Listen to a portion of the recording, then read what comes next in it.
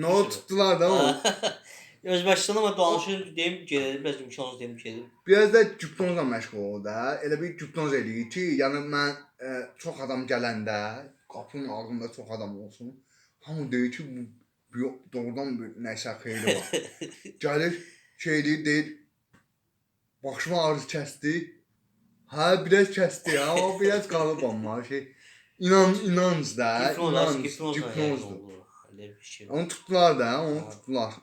Özbəkistan gəlib buralara alt-üst eləmiş, zaman hamısını qaçırdı. Çünki səhiyyədə də mən bilsəm vaxt bəlkə gedərdim, bəlkə xeyir olar. Bizə Azərbaycanda bizə niyə belə inanclar var? Çünki səhiyyə sistemi namərdlərin əlində idi.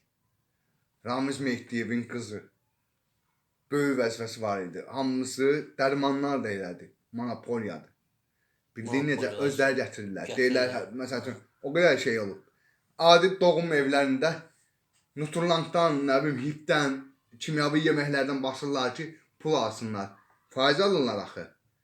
Səhiyyə? Hə, məsələn, səhiyyə deyirsən, o 200'lü vərəqlər var, birini yazsan, o birisinə də iz düşür.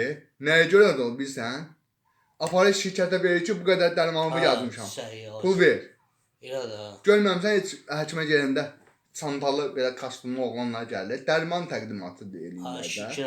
Şirkətlərdir. Elə də. Ona görə insanların cahilliyindən istifadə edən biz deyilik. Biz heç kimin imanından istifadə edib anlatmırıq. Allalanlar kimlərdir? Mən neçə həkimlərdəyim, o bilirəm, namusum. O bir söz var, deyir ki, həkim istəməz xəstə düzəlsin. İstəyər ki, yaxşılaşsın biraz.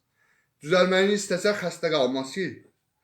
Bir aydan bir göndərir, deyir bunları iç, bir aydan gəlsənsə yenə. Yəni eyni şeydir. Eyni şeydir. Ona görə qəbula da 100 manat, 200 manat verirsən belə. Bax, bütün xəstəliklər, bütün şeylərin beyinlə asılıdır. Şuur altı. Mən həmişə deyirəm, əgər sağlam ruh olsa, inanclı, sağlam, insanlara yaxşılıq eləyən, onun bədəni niyə xəstələnsin? Sağlam ruhda sağlam cisim olar. Bildiyin necə? Deyirəm ki, idmanda eləyim, o xeyir dəyər. Sən, bax, deyirlər bəzən sağlam qida. Sağlam qida ilə deyil, halal qida ilə də, halal qida yeyəndə bədən də, cisim də, ruh da sağlam olur. Haram qatışırsa qida var, istəyirsən balla yağ ye. Ən keyfiyyətli baldır da, düzdür, insan bədəninə xeyirdir. Haram olsa bal da sənə ziyan eləyəcək. Təzyiqin qalxacaq. Necə nəfər var ki, bal yeyə bilmir, təzyiqin qalxır. Niyə? Çünki qazancı haramdır, bala verdiyi pul da haramdır. Halal ye, soğan çörək ye. Heç bir şeyin olmayacaq xəstəlik. Allah yolunda verir də, Allah yolunda çoxlu sədəqələr verir. Allah yolunda elə.